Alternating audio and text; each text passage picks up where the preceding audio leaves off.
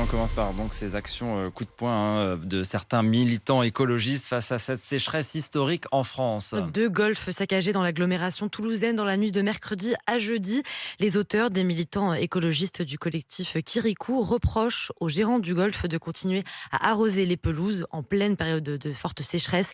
La Haute-Garonne fait partie des 17 départements actuellement en alerte renforcée sécheresse. Ces actions sont désormais inévitables aujourd'hui, selon ces activistes contactés par Maxime Lévy et Romain Houg.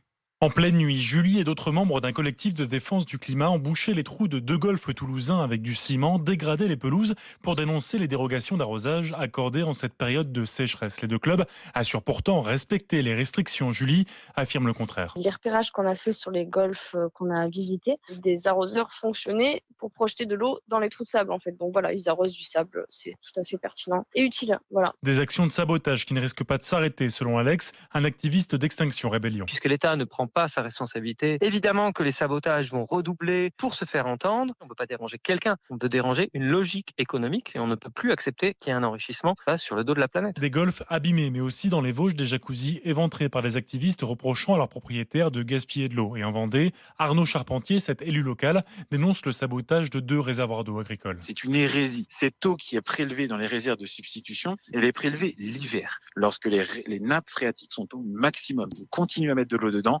l'eau, elle coule à l'extérieur et cette eau, elle est perdue. Le ministère de l'Agriculture a annoncé qu'un renfort policier a été mis en place sur toutes les réserves d'eau agricole du secteur.